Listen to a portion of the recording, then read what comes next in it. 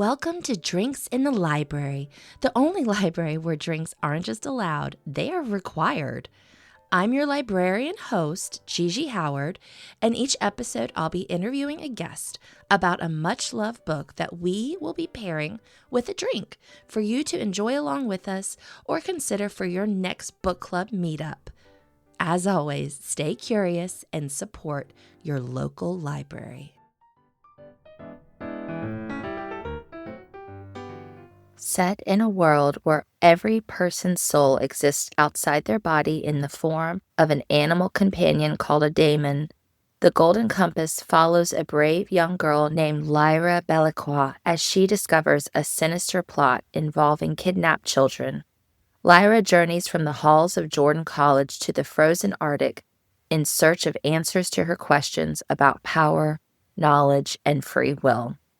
My guest this week is Laura McAsh. Laura is a writer of whimsical worlds and the creator of quirky characters.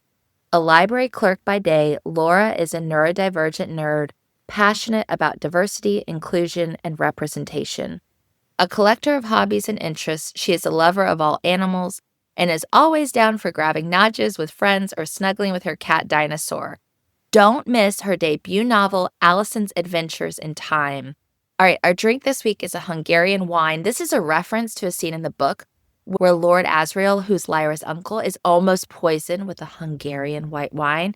You can pick any brand you want. I went with a Kiwi Cuvée Pinot Grigio. One last thing before we get started. Drinks in the Library is now on Patreon. If you would like to support the show, please follow me there for ad-free episodes and bonus content. All right, let's get to it.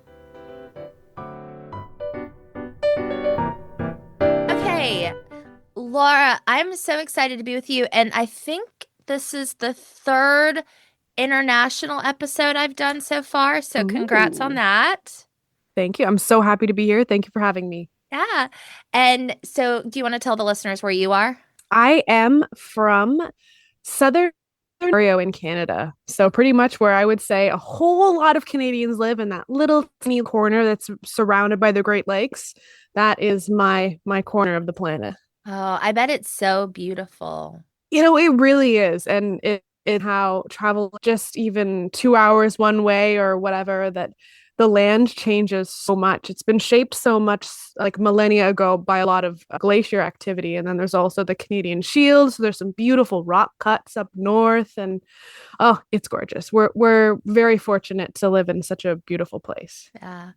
I still want to get up to that area of Canada. I've been to, classic American. I've been to Vancouver and I've been to Oh yeah. Toronto. Hey, that's better than me. I've never been to Vancouver, but I've been to Toronto many times. Yeah. But I've seen pictures up there. My parents have traveled up there and Mhm. love it. So I'll have to get up there one summer. Yes. And I mean, it's such a huge country. It's funny when I was in high school, I became friends with our German exchange student, and she's seen more of the country than I have because she went on a kind of like an international tour thing at the end of her visit.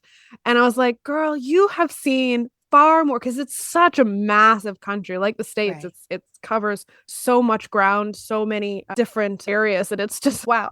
I'm kind of jealous because I've only ever really been here East Coast, and then yeah, so not many places in the grand scheme of the country. Oh, wow. Yeah, that is I've experienced that here in the States, and then I've done the thing where I've gone to another country, and Bavaria, Germany. Oh. I have seen all of the highlights of Bavaria. And then I talk to Yes. locals there and they're like, you've seen more than we have. Yep. Yes. Oh, yes. Okay, so we are going to be talking about the series His Dark Materials by Mhm. Phillip Pullman. So this is really exciting for me. I told you when you brought this to me, I started the Golden Compass book, but I haven't finished it, but I have seen the show. Yes, and the show is fantastic. It is a wonderful adaptation. So I'm like, yes, if you're going to watch any adaptation of anything, honestly, His Dark Materials is fantastic. Yes.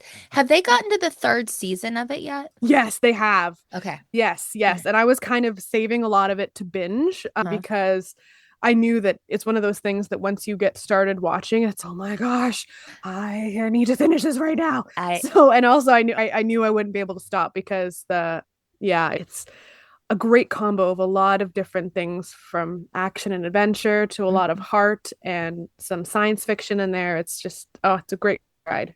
It is. Yeah, I really enjoyed it. So I always ask, who were you when you first came upon this book or this series?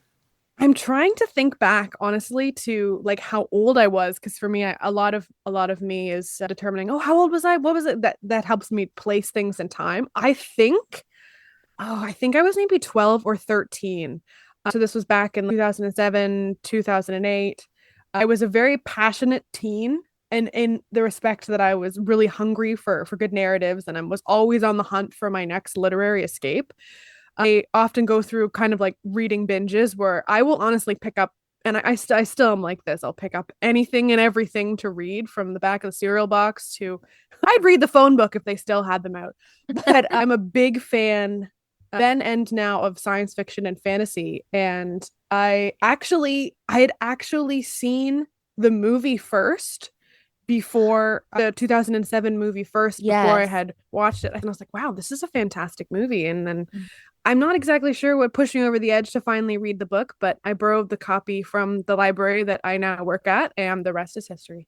Oh, I love it. Okay. Well, I want to talk about, I mean, we both share library stuff, so that's amazing. Yes. But you did bring up the 2007 version, so that's with Nicole Kidman as Mrs. Coulter, right? Yes, yeah.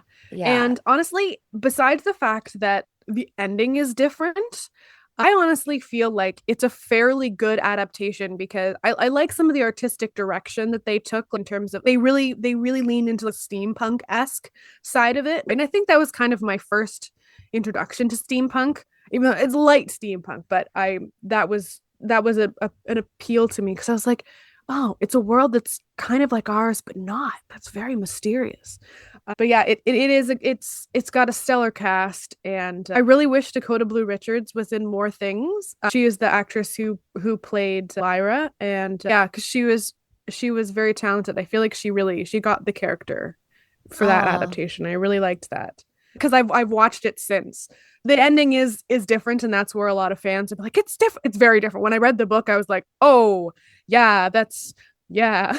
But I understand why when they probably were like, well, I mean, obviously they didn't continue with the trilogy in the film sense, but I could understand why they were kind of leaving it with a hopeful vibe because it's a little bit more dark, definitely in the text. Yeah. And let's jump into who are the characters?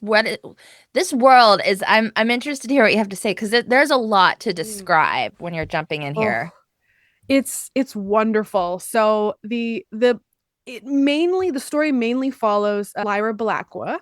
She's later referred to as Lyra Silvertongue. Not a huge spoiler. It's more the fact that it refers to the fact that she's a very skilled liar.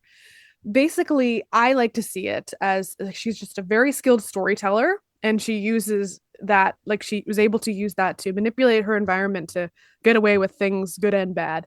Not I wouldn't necessarily call her like a an anti-hero, but she's definitely, I mean, she's somebody, she's not perfect, which I think Right. is wonderful when you're a young person reading about like a character that's around your age. I believe she's 11 or 12 in the first book, but I can't quite Hmm. remember.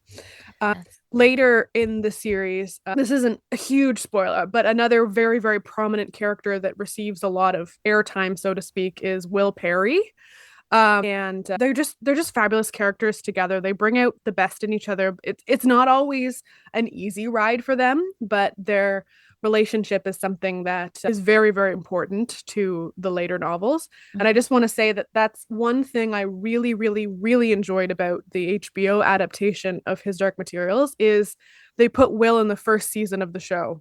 So in the book series is in the second and the third book, and it felt like it balanced things really, really well having those two, because another slight spoilers that Lyra is in a different universe, so to speak, than us. Will is in our universe, so that Hmm. kind of ties everything together there. But essentially, they're both characters. They're learning about themselves as well as what the fabric of reality is. They're coming to terms with these really big concepts. Hmm. And the both of them, they're very inquisitive, stubborn, and above all, even though sometimes they will go about it in kind of a sneaky way, they're determined to do the right thing by everybody they meet, and that's really inspiring. Yes. Yeah. And I mean, I like what you said too about like Lyra isn't an anti-hero. She is just Mhm. a regular flawed human Oh being. yeah. She's just a sassy girl who knows a lot. Too much, some Mhm. people would say, but there's no such thing as knowing too much. I want to talk also about, and maybe I should look this up before I say it.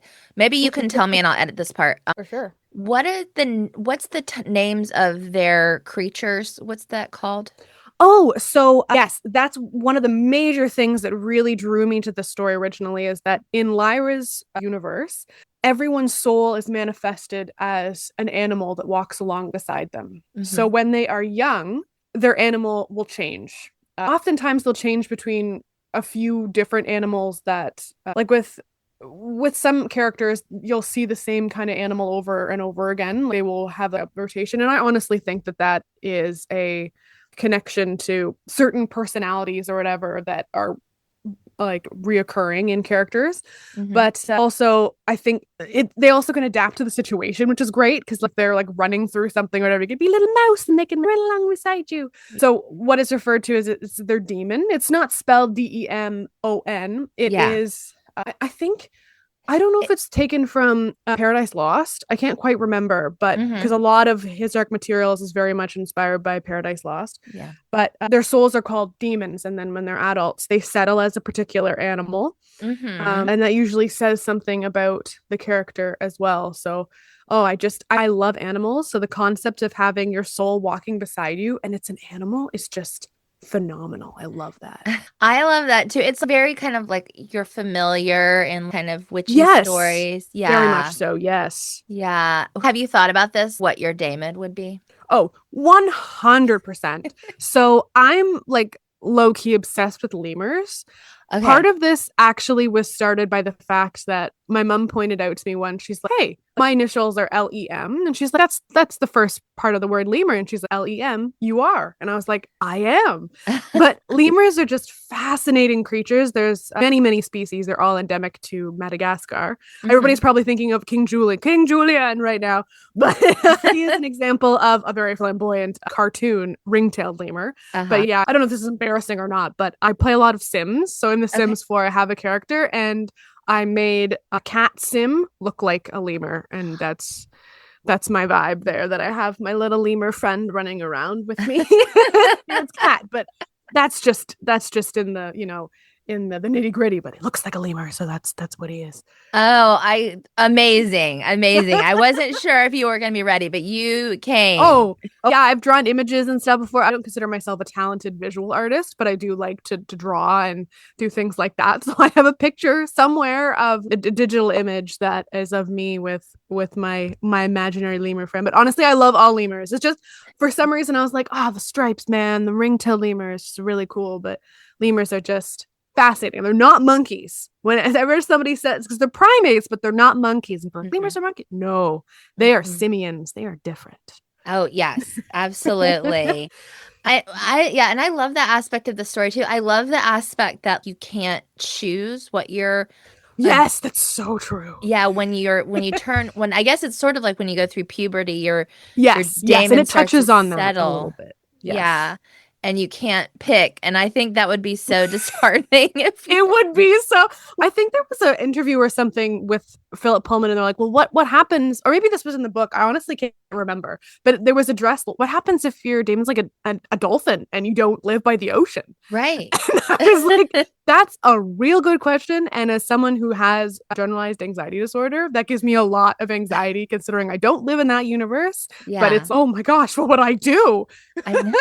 Yes. Well, What would I kill worry. me? I thought about that as well. I really, and also you bring up the dolphin, you take those personality quizzes and Yes. I did get Yes. dolphin as my There was once one of those websites that was like associated with the film when it was initially coming out. I think I got a mouse, which is Okay. weird because I mean I love all animals, but I was thinking typical connotations associated with mice are like they're meek. Okay, I'm kind of meek, but they're quiet or whatever. And I'm like, no, I'd like to think I'm quiet, but I'm really quite boisterous and jovial. So I don't know, but I would go with it. They're very cute. But I was like, no, lemur for me. Lemur for me. Yes. Okay, so we have Lyra and her daemon who are awesome. And who are some of Mhm. the other characters in the story?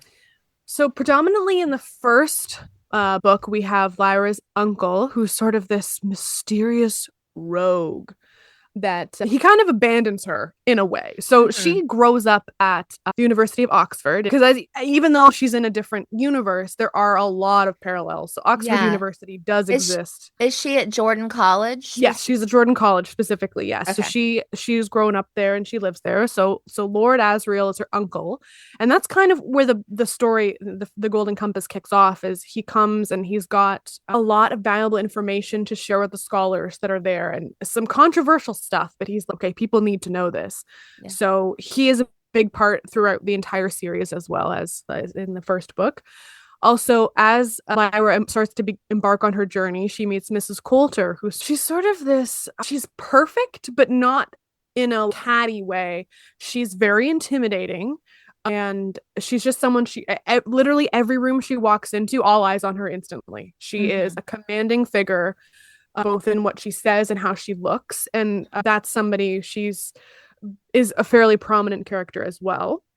And then a bit later in the first book, we also meet a Texan aeronaut who's kind of fun. I honestly picture him as I think it was is it Sam Worthington who portrayed him in the film version. It's Here, let funny me because in see. the show, It's Lin-Manuel Miranda, right? no, that yes, in the show is Lin-Manuel Miranda. And I had a conversation with somebody recently. Maybe I can't remember who it was. Oh, you know what? It was my publisher. And she said, so true. She's like, Lin-Manuel Miranda is a fantastic guy, but sometimes it's hard to see him as not Lin-Manuel Miranda. So as much as I love him and everything he's in, preach, this man is a wonderful guy. It's so funny because I picture him as that character. It's like, I don't, that's dissonant, but it doesn't work for me.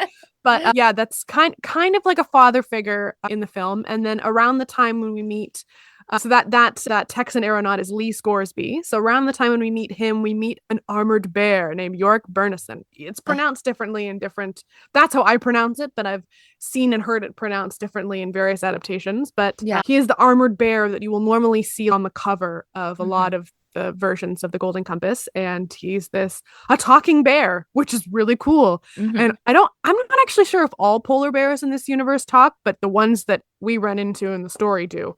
Yeah. So he is a prominent character as well. Another kind of father figure who really, really respects Lyra. There's this mutual understanding. Same with Lee Scoresby as well. It's a lot of respect is going on. And another character I will mention is Roger. So Roger is a dear friend of Lyra at Oxford. Mhm. And when the story really starts to kick off, it's, oh my gosh, Roger's missing. And Yeah. there are a lot of children that have been sort of silently going missing in the Oxford area, whether they're Mhm. like from all walks of life, but typically more of the poorer children.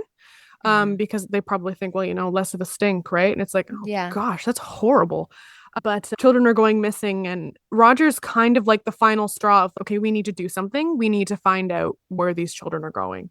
Yeah. So Roger doesn't have a massive part in the story, but has a real grip on Lyra's heart. They're very dear friends. Yeah. Yeah, for sure. Watching the show, that was like the hardest Mm-hmm. part. Is like Yeah. I'm like, where's Roger? We have to find Roger, him. bring him home. Yes. I think we need to also talk about what is dust in this story. Ah, yes, Yeah. dust. I love this. And I mean, this is not a shameless plug for my book, but I do actually refer to the Golden Compass multiple times in my debut novel Okay. and dust as well, because dust is sort of, yeah, it means different things to different people. But this is one of the big things that Lord Asriel, when he's coming back to Jordan College to present his findings, he's like, dust. It's a very controversial thing because in Lyra's universe, the Magisterium, they're the ones that are in charge. It's a church-like group, Mm-hmm. and they see dust as representing heresy, and Yeah. it's bad, it's blasphemous, we need to get rid of it. And that's where Lord Asriel faces a lot of his opposition.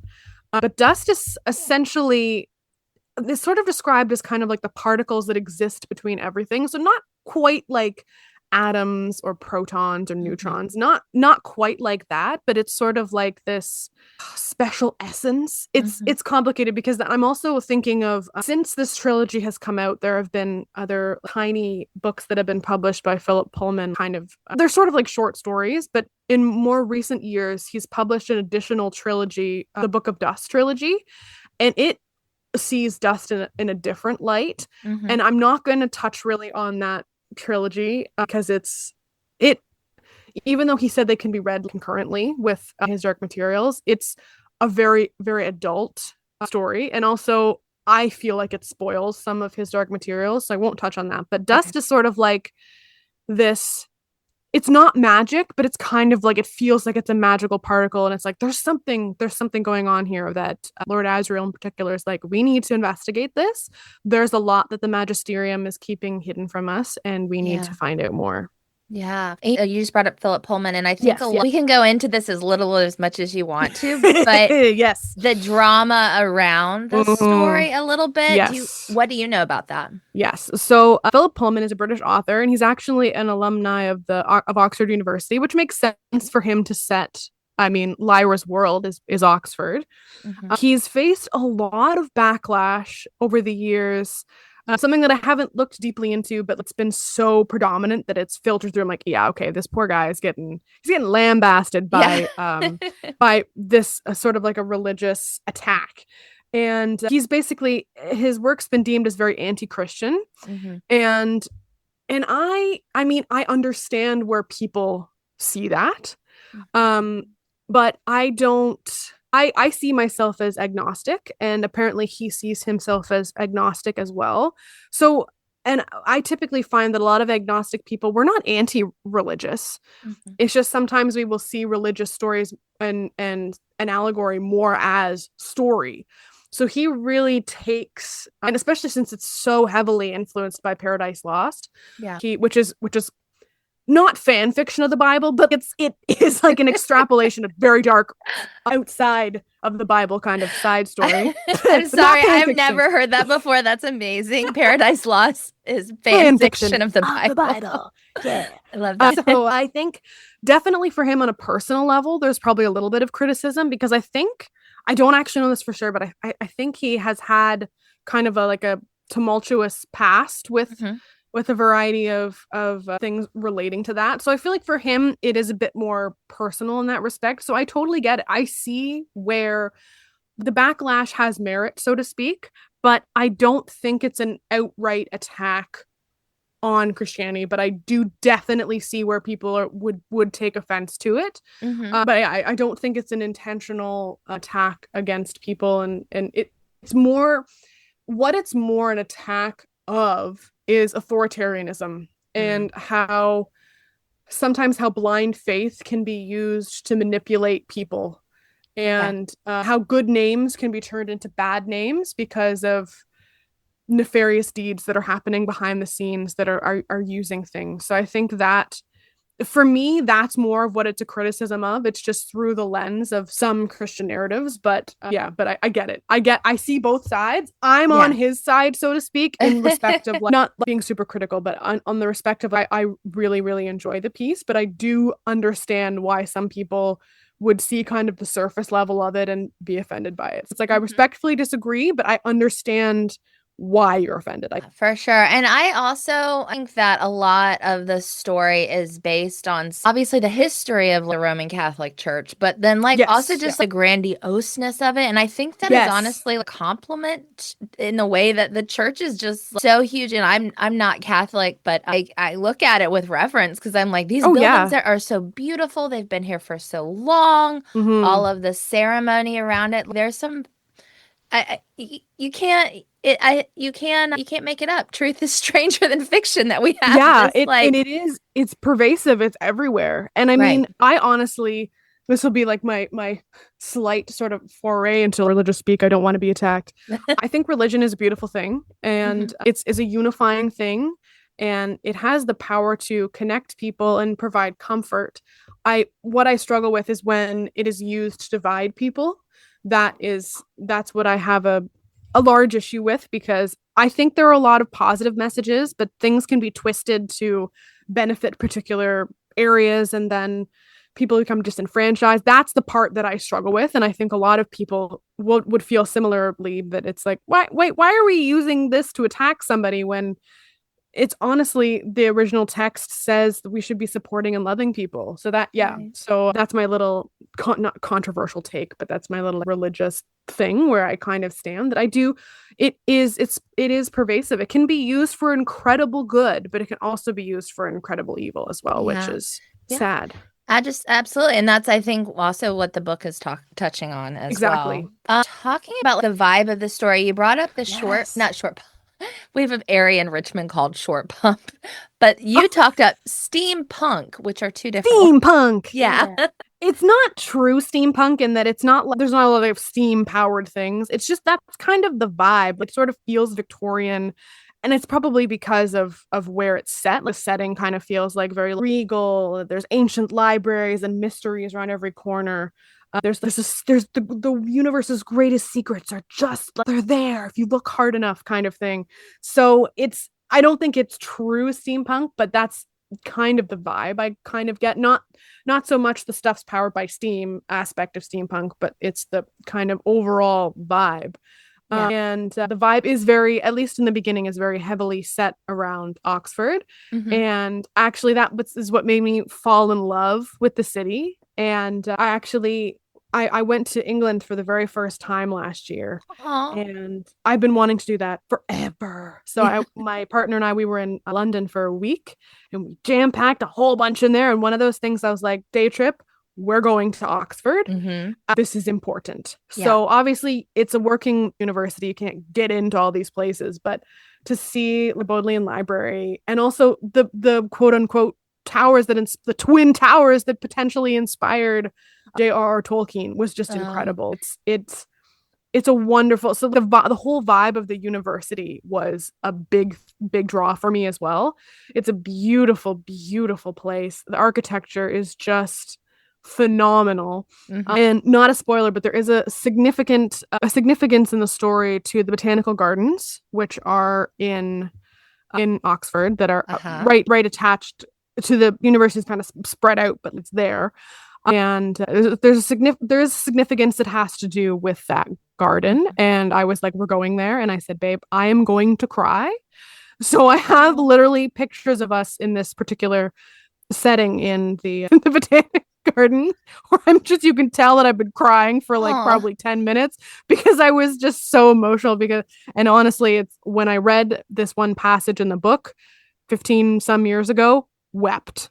And when I Oh. watched it on the HBO show, wept. When I Oh. was in the Botanic Gardens, wept.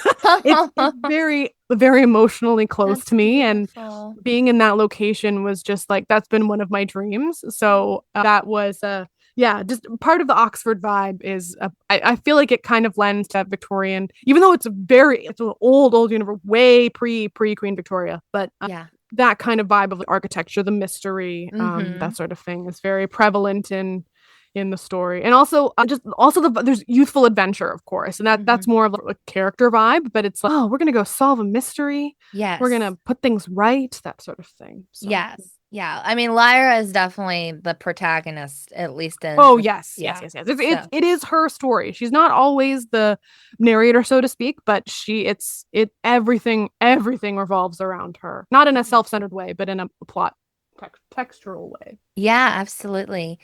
Is there anything about the story you wanted to make sure we shared with listeners today? Ooh, So, I a don't know. lot. I'm, I just love it so much. There isn't necessarily for me anything special where it's, oh, this really stands out. Mhm. I this story is near and dear to my heart, and it was kind of a sleeper thing because I don't think I realized for a while just how much it meant to me. It should have been an indicator that when I first started working in my almost my current role, so my role before this at the Uh-huh. library, my very first staff pick was the Golden Compass. Yes. So, but it's honestly it's such a wonderful book. It captures the imagination. The Hmm. characters are compelling, flawed, which I think is really important. The setting is spectacular. From it goes into the setting just explodes in the subsequent books, and it's just Yeah. I would recommend it to almost anyone because I feel like there's elements of it that would appeal to anybody in it. And of course, there's stuff people aren't going to, but that's part of life. We don't like everything. There's some plot things that happen, especially in the Book of Dust trilogy, that I'm like, really? I feel, but nobody's going to agree with everything. Right. But there's kind of like an overarching vibe of the story in terms of characters that people, and this is people that I would recommend this to, is that there are people who have questions beyond their station. Those who have open minds and curious hearts. That's Lyra in a nutshell. And I feel like if anybody's relating to that really at any age, I feel like that's going to be a major resonator. It was for me, and I think it would be for others as well. Yeah. I love that so much. And I also wanted to ask, so how did you get into libraries? So it's kind of a weird happenstance kind of story. Okay. I like to say that even though people will call me a librarian, I'm actually not a librarian because I don't have a master's of library science. So I'm a faker. So basically what happened was when I was in kind of like middle school, I did a lot of volunteering. We have to do, at least in my part of the country, we have to do 40 hours of volunteer work in order to graduate. Okay. So I got probably 30 plus of my hours volunteering at the library. Okay. Then one of my current coworkers, she had a paging position before me, but she was going off to university. And I was like, oh my gosh, I'm going to apply. So there I was in high school. I was a page at the library. Okay. Love it. And then I went to university. I was at the University of Guelph, and then I finished my degree online through the University of Athabasca, which actually worked because that's when the pandemic. Actually, no, wait, no. Backtrack my life. The pandemic started just after I graduated. Okay. I'm starting to mix things. I'm getting old here. But it ended up working. What the part that ended up working is that pretty much as soon as I started the second part of my degree, there was a position open at the library for a library clerk, and I was like, oh, I could work on my degree and then also work there. So I was hired on in 2017. Okay. And then a couple of years later, there was another opening. So now I'm a part of the programming and marketing department. Oh, So cool. since it's a small library, like typically, probably in your experience as well, is that in larger libraries, the typical way things work is that people have specific things, like you're a reference librarian, you are your public service librarian. We literally wear all the hats at Okay. our library. I live in a town of less than 10,000 people, so we wear all the hats. So even though programming and marketing is my main focus, what that means for me is that I assist with making and distributing marketing, so like social media and that sort of thing. But I plan and run a lot of the programs, not computer programs. These are like programs, kids, Right. adults, Yeah. elderly. So I have a large role in that, and but also I have desk time every week, hours and hours, hours and hours and hours. Yeah. It That's a allows me to lot of the connect with job. Yep, it allows me to connect with people, which is fantastic. I've met a lot of locals, and it's just wonderful. Yeah. Considering I've lived here my whole life, I'm still meeting new people every week. But I do that. I also work with RA, particularly children's materials. So I tend to lean towards the children YA side. Okay. And also just recently, like in the last couple of years, I now do the purchasing for picture books for Oh, children, that's cool. which is great because I go to a local school every month, and I read to 12 different classes, like Wow. classrooms. And that's great because sometimes I'm like, oh, okay, I ordered this book. I want to read this one. This is a great read aloud book. I'm bringing that. And so I'm a fake librarian. People call me a librarian. I'm one of those people like, actually, no, I'm not qualified. Well, Qualified in terms of experience. So yeah. Well, and maybe for people who aren't in the library world to know, because I am a librarian, but I would never say you're not, or you are, yes, I have the degree. I'm And a I think there's a lot of faker. reasons that the degree is important and it's a good thing, but it is Yes. also sort of a gate, it's expensive and it's time I just consuming. kind of fell into it, honestly, because Yeah. part of it was the experience from high school, but small town. And then it was just, Yeah. so yeah, definitely. Well, there's definitely value for that educational piece as well. Yeah. I might do it someday. Yeah. I don't know. I'm poor, but, but now, even though I'm done my studies, working part-time allows me mental health wise to just chill, but also it allows me time to work on my writing. So Good. it's kind of been a match made in heaven. I get to be creative every day, and I get to basically go on and on and on about things that I love with people that also love similar Right. things, both my coworkers and the public. So and Same. you get to help people. And I'm sure Absolutely. that's, yeah, and I'm sure you experience that as well, is that helping people both find what they want, but also connecting them to local resources. Because we are just Absolutely. as much not qualified social workers because people don't realize just how much the library is really one of those final remaining third spaces that exist, and how 100%. vital those are. Yeah, So 100%. Yeah. yeah. I don't think people realize how much of working in a library is a not a sit around job. It is a Oh people no. job. People Um, always are like, yeah, they're like, oh, so you get to read all day? I'm like, no.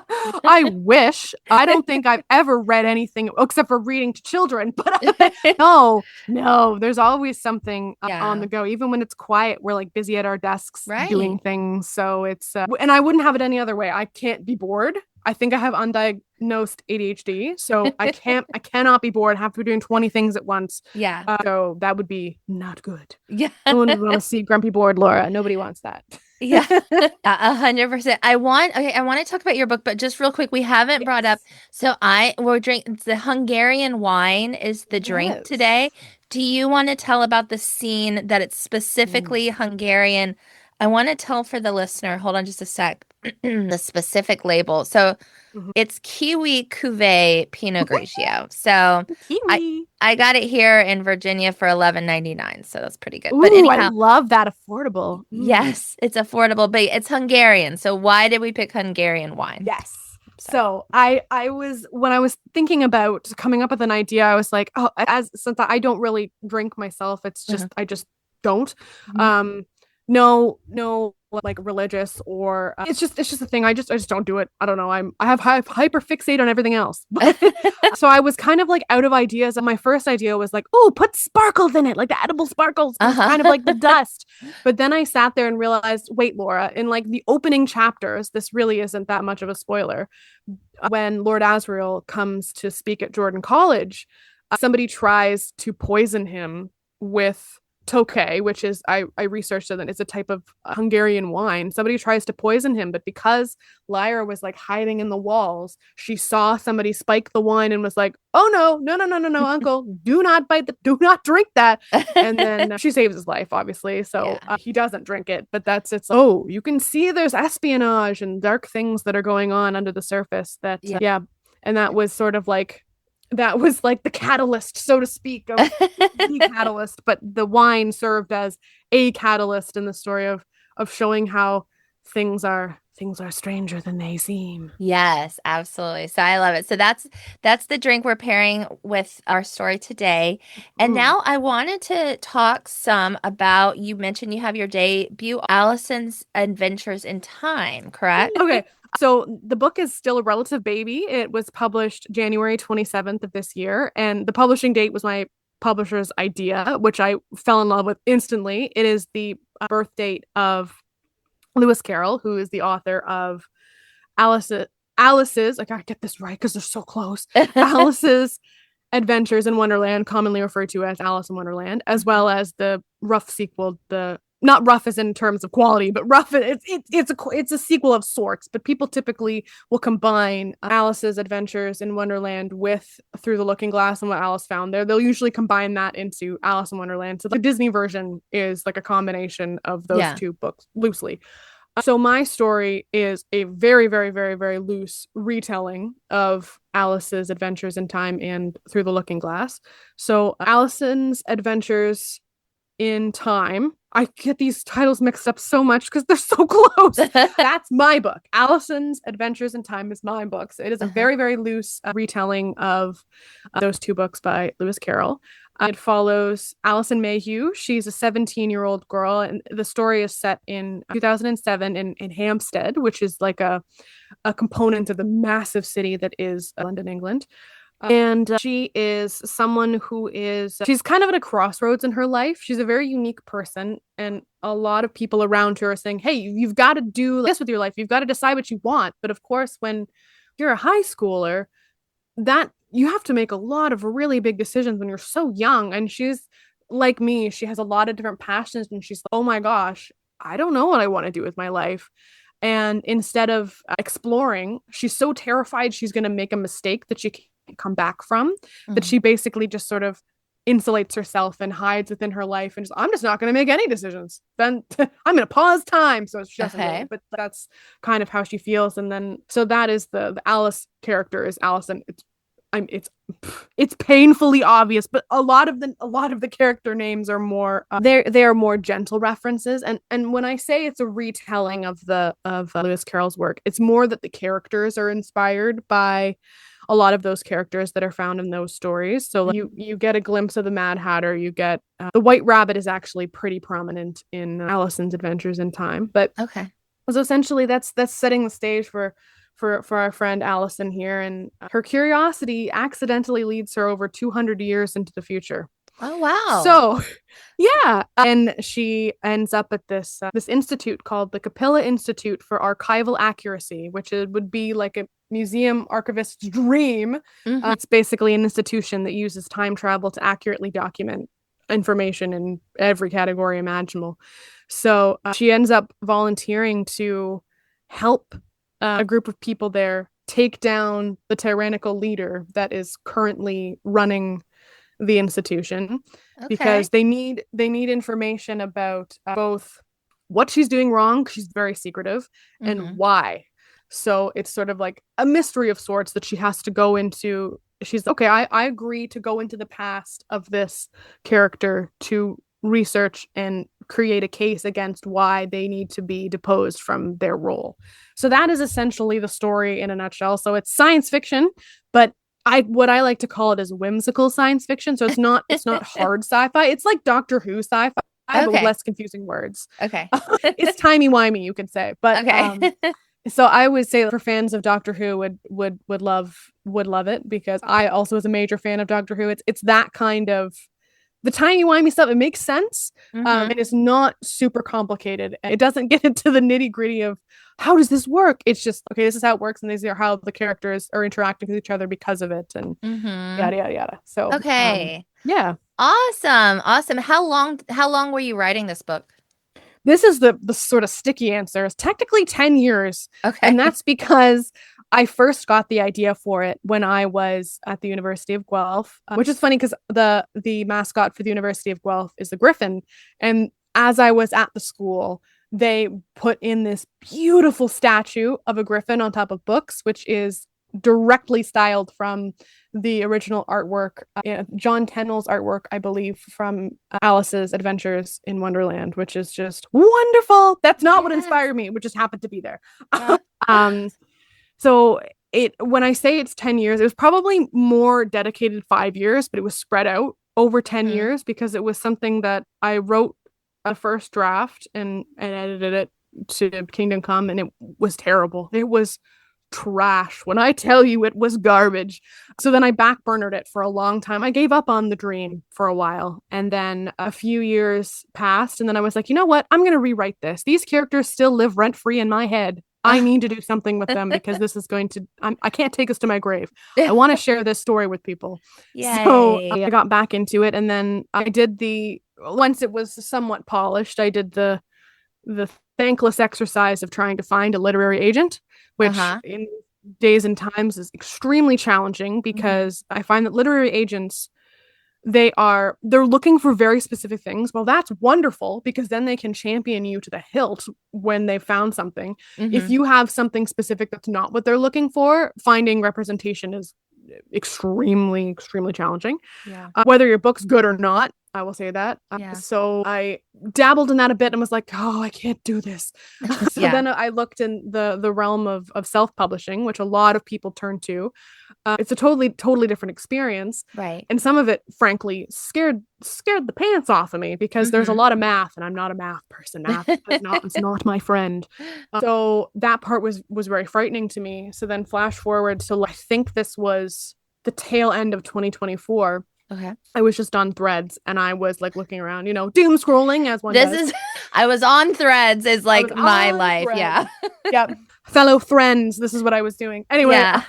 started seeing these posts from this little frog. I love frogs, but this little frog that was posting all of these very, very meaningful and in my experience, true information about publishing in all of its forms. Okay. And I was like, oh, I've done a lot of research. This is bang on. I love that this account is sharing this with people. I think it's fantastic. It's accurate. It's author first, so to speak.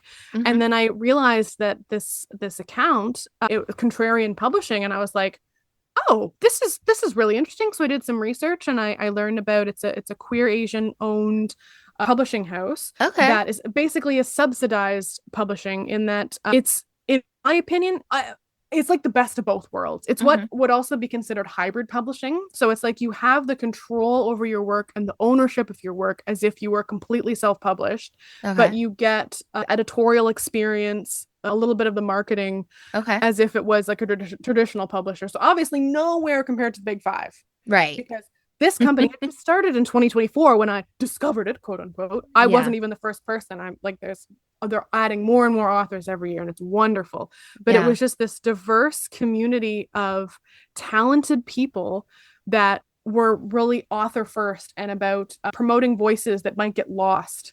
Yeah. And there's a lot of LGBTQIA plus representation, both in the authors and in their works, myself included, in terms of my representation in the story. Uh-huh. In my stories, that's very important to me.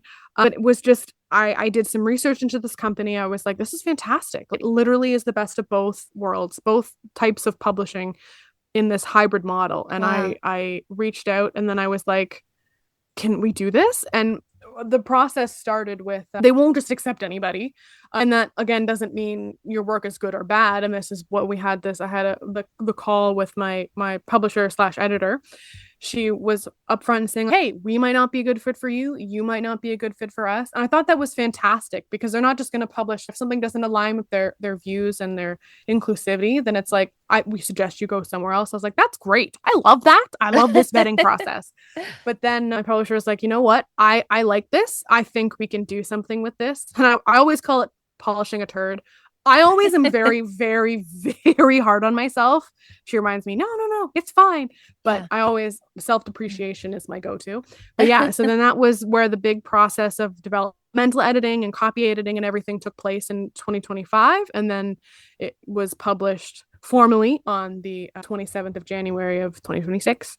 Yeah. And you heard it here, folks. First, I am in the process of continuing the series. Oh, So cool. very excited. And continuing to partner with Contrarian, which is, I recommend to anybody. I work Okay. with a couple creative writers who have self-published. And I Okay. say, I'm like, girl, you need to get in on this, because it's a great team of very talented people that it's great. I'd recommend it to Awesome. anybody. It's fantastic. Excellent. Well, I'm so glad to hear about that. I mean,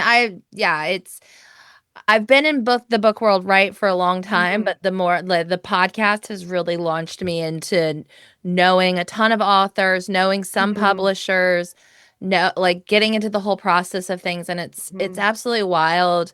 And Yeah. hearing stories like that of a new type of publishing relationship Mhm. between authors and publishers is amazing. And it's exciting to think about what that means for the next 20 or 30 years of books. So For I'm sure. pumped. Yeah. And I'm not being paid to say any of this. I am just indebted to them. It was a great experience, and it's allowing me to live the dream. So Yeah, absolutely. yeah. Oh, Laura, this has been an absolute blast chatting with you today, hearing all about his dark materials and Allison's adventures in time. Looking forward to book two, Mhm. and wishing you the best on writing that. Yes, thank you. Yes, that's the scary part, isn't it? And as somebody, I try to hold myself accountable with one of my coworkers who also does writing, and she's, did you write today? And I'm like, no. A hallmark of writers is like, hey, did you write today? Nope, I thought about it all day long, but didn't actually do any physical writing. So yeah, I gotta Yeah. keep myself accountable. Okay. Well, absolutely lovely. And thank you again so much. It was lovely chatting with you. Thank you for having me. It's been a Yay. joy. Thank you for spending some time with me and my guests for an episode of Drinks in the Library. For more information about the show, you can find us on Instagram at Drinks in the Library, on the World Wide Web, drinksinthelibrary.com, or shoot me an email at drinkspod@gmail.com. Until next time, cheers.